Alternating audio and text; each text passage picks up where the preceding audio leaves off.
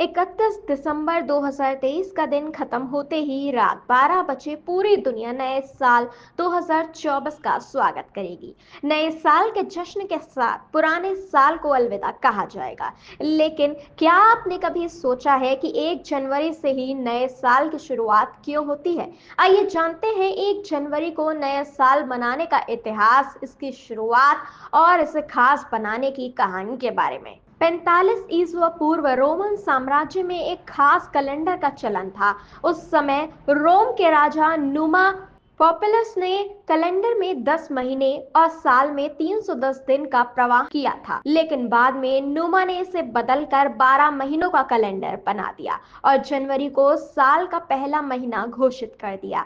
हालांकि 1 जनवरी को नया साल मनाने की परंपरा 1582 में ग्रेगोरियन कैलेंडर की शुरुआत के साथ हुई थी। 1582 से पहले नए साल मार्च में वसंत ऋतु से शुरू होता था, लेकिन नुमा पॉपुलस ने जनवरी को साल का पहला महीना बनाया। इस महीने का नाम रोमन देवता जेनस के नाम पर रखा गया, जिनके 2 चेहरे माने जाते थे, एक शुरुआत की ओर और दूसरा अंत की ओर। नुमा ने शुरुआत के प्रतीक देवता जेनस को सम्मान देकर जनवरी से साल की शुरुआत करने का फैसला किया।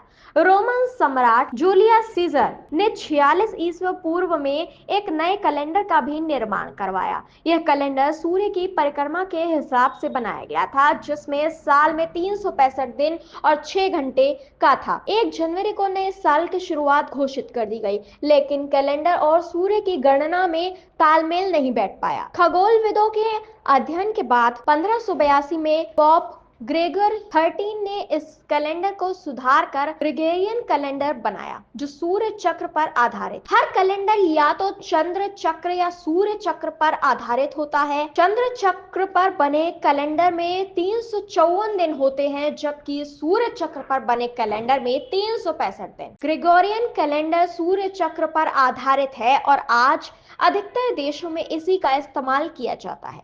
तो ये था 1 जनवरी से नए साल की शुरुआत और ग्रेगोरियन कैलेंडर का इतिहास। और अब जब आप 2025 का स्वागत करें तो इन तथ्यों को याद करते हुए समझें कि इस दिन का महत्व कितना खास है। नया साल आप सभी को बहुत बहुत मुबारक हो।